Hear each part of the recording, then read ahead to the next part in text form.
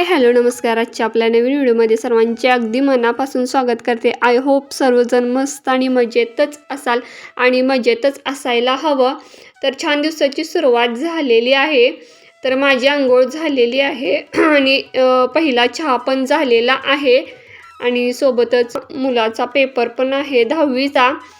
आणि छोटा सकाळी जातो आणि 10ला येतो, कारण 10 नंतर 10वीच्या मुलांचे पेपर असतात. मग सकाळी तो दूध पिऊनच जातो, नाश्ता आल्यानंतरच करतो. आणि मी तर छान अशी केसंसुद्धा आज वॉश केलेली आहेत.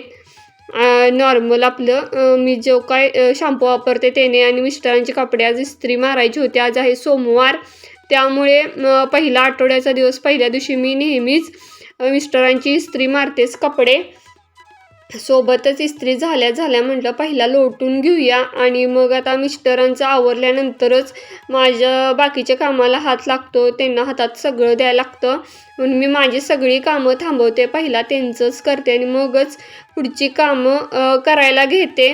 तर दिवसभर माझी कामं ही चालूच राहतात. तर इकडे मी भाताला ठेवलेलं आहे, उपीट पण केलं होतं आणि पोहे पण केले होते.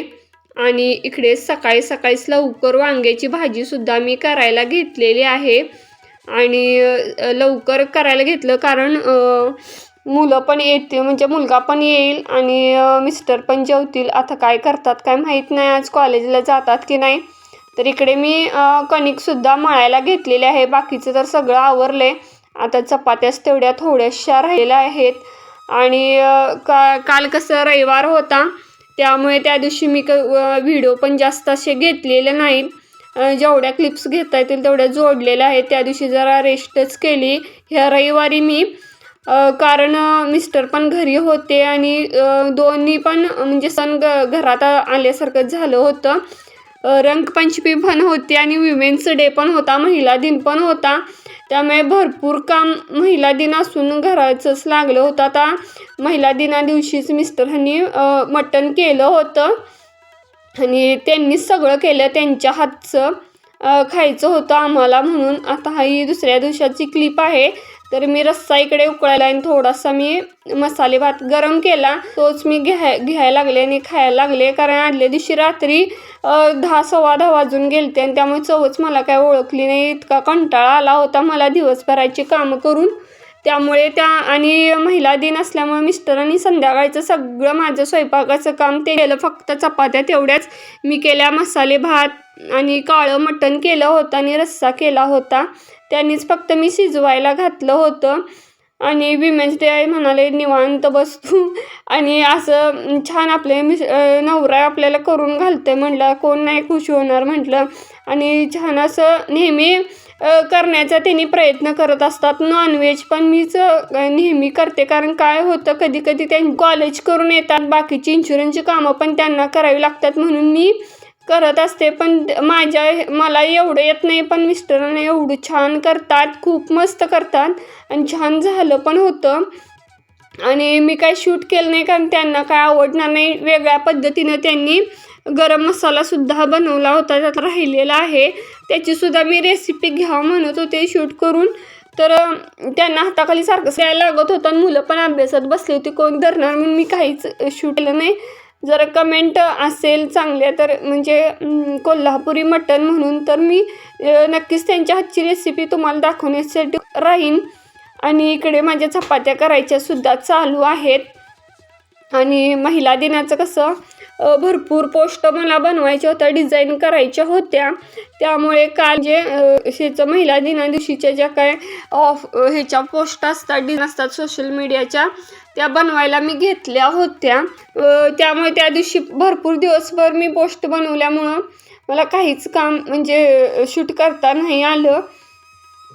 आणि क्लायंटला जेव्हाच्या तेव्हा मी डिलिव्हर केल्या त्या त्यांच्या सोशल मीडिया अकाउंट्सवरती टाकायच्या होत्या म्हणून. तर इकडे माझ्या चपात्यासुद्धा बनवून तयार होत आहेत. आता आज हा दुसरा दिवस. मिस्टर आणि छोटा मुलगा जरा हॉस्पिटलमध्ये गेलेले आहेत, जरा त्याचं पाठीमध्ये दुखायला लागले म्हणून. मिस्टरांचं कसं परत आता बोल देऊन तो हात फिरवायचा असं चाललं आहे, त्याच्यासाठी आज ॲडमिट करायला लावलेलं आहे. तर बघूया आता संध्याकाळी ॲडमिट होतं म्हणाले 7 नंतर, आणि तिथले काय असेल ते सगळं प्रोसिजर करून येतील. आणि मग बघूया म्हटलं तर पुढे उद्याच्याला तर ते सगळं होणार आहे, त्यांना करून ते सगळं देणारच आहेत त्यासाठी. आणि आज आहे सोमवारचा, त्यामुळे छान असं चपात्या माझ्या बनवून तयार होतात. ते येतील आणि गरम बसतील तर 1 वाजतच आलेला आहे.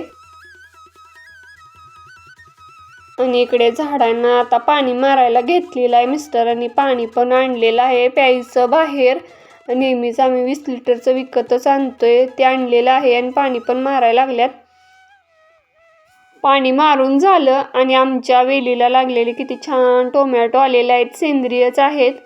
आणि बाजारातून त्यांनी आलं आणलं होतं आणि जे काय लागणार होतं थोडंफार किरकोळ किराणा, जे काय साबणं लागणार होती, चटणी मसाले वगैरे घेऊन आलेले आहेत. मला मेहंदीचं पाकिट लागतं ते, पेस्टसुद्धा घेऊन आलेले आहेत.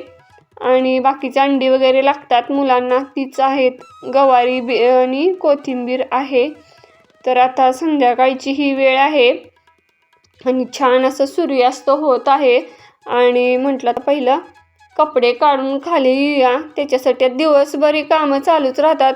धुणं धुवायचं, परत ते वाळत घालायचं, वाळलं की खाली आणायचं, धुणं भांडी, परत फरशी लोटझाड, फरशी पण 2-3 वेळा पुसली जाते. तर माझा सगळा दिवस त्यातच जातो.